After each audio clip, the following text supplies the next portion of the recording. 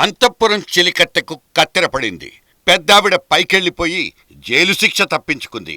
ఈ చిన్నమ్మకు మాత్రం చిప్పకుడు తప్పలేదు.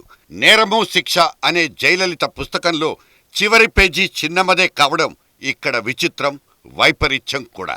అయితే ఈ మొత్తం వ్యవహారంలో కనబడని చెయ్యేదో ఉందని చెప్పడమే కరెక్ట్ అనిపిస్తుంది. కాకపోతే ఏంటి, 2 సార్లు ఇదే కేసులో జైలుకెళ్ళొచ్చిన జయలలిత ఆ తర్వాత ఆసుపత్రి పాలవ్వడం, ఆమె కేసును ఒక హైకోర్టు కొట్టేయడం, తిరిగి అప్పీలుకెళ్లిన కర్ణాటక ప్రభుత్వం సుప్రీంకోర్టులో గెలుపొందడం, పైగా ఆ చతికడ సీఎం కుర్చీ కోసం ఎగబడుతున్న నేపథ్యంలోనే తీర్పు రావడం, ఇవన్నీ చూస్తున్న వాళ్ళకి చోద్యంగా, విచిత్రంగా, ఎవరో దగ్గరుండి మరీ చేస్తున్నట్టు కనిపిస్తుంది. ఇప్పుడు చిన్నమ్మ దగ్గర కావలసినంతమంది ఎమ్మెల్యేలు కుప్పలు కుప్పలుగా ఉన్నా ఉపయోగం మాత్రం లేదు, వర్కౌట్ కాదు. మళ్లీ ఎవడో అనామకుణ్ణి, అమాయకుణ్ణి తన ప్లేస్లో సీఎం కుర్చీ ఎక్కించడానికి ఆమె వేసుకున్న స్కెచ్లు కూడా పనికొస్తాయని చెప్పలేం.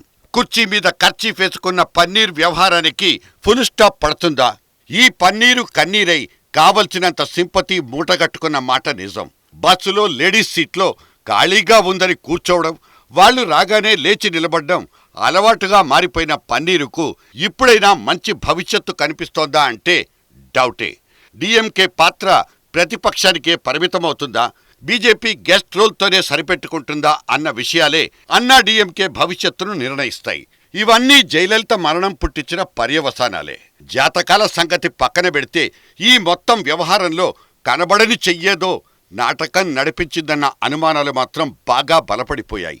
ఏదైతేనేం ఈ వారం 10 రోజుల పాటు తమిళనాట జరిగిపోయిన ఓవర్ యాక్షన్ డ్రామా కంపు కొట్టిందన్న మాట మాత్రం ఖాయం.